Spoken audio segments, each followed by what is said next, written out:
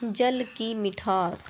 गुरुकुल में शिक्षा प्राप्त कर रहे एक शिष्य को अपने माता पिता का संदेश मिला। पिता ने उसे घर बुलाया था। बिना देर किए शिष्य गुरु के पास गया और उनसे घर जाने की अनुमति मांगी। गुरु द्वारा अनुमति दे दी गई और अगले दिन शिष्य घर की ओर निकल पड़ा। वह पैदल चला जा रहा था। गर्मी के दिन थे। रास्ते में उसे प्यास लगाई।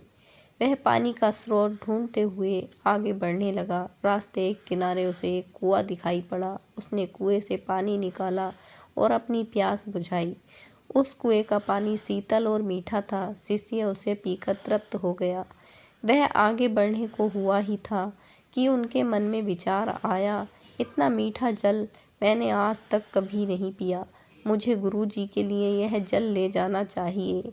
वह भी तो इस मीठे जल का पान करके देखें। यह सोचकर उसने कुएं से जल निकाला और मस्क में भरकर वापस गुरुकुल की ओर चल पड़ा।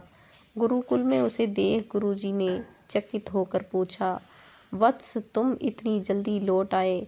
शिष्य ने उन्हें अपनी वापसी का कारण बताया और मस्क में भरा हुआ जल उनकी ओर बढ़ा दिया।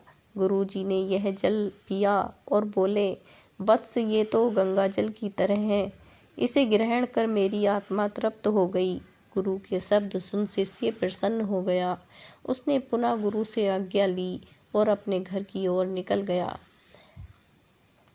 शिष्य द्वारा लाया गया मस्क गुरुजी के पास ही रखा था।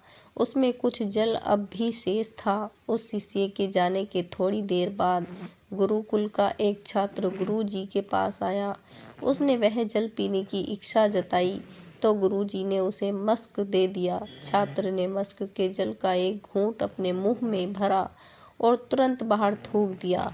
वह बोला, गुरुजी, ये जल कितना कड़वा है। मैं तो उस शिष्य की आपके द्वारा की गई प्रशंसा सुन इसका स्वाद लेने आया था, किंतु अब मैं समझ नहीं पा रहा हूँ कि आपके उसकी झूठी प्रशंसा क्यों की। गुरुजी ने उत्तर दिया, वत्स, हो सकता है इस जल में शीतलता और मिठास नहीं, किंतु इसमें कोई संदेह नहीं कि इसे लाने वाले के मन में अवश्य है।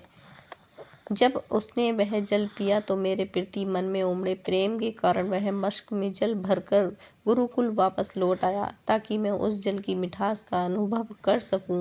मैंने भी जब इस जल को ग्रहण किया तो इसका स्वाद मुझे ठीक नहीं लगा, किंतु मैं उस शिष्य के हृदय में उमड़ प्रेम को देखते हुए उसे दुखी नहीं करना चाहता था और वह वैसा न रहा हो जैसा कुएं से निकालते हैं समय था। जो भी हो, मेरे लिए वह मायने नहीं रखता।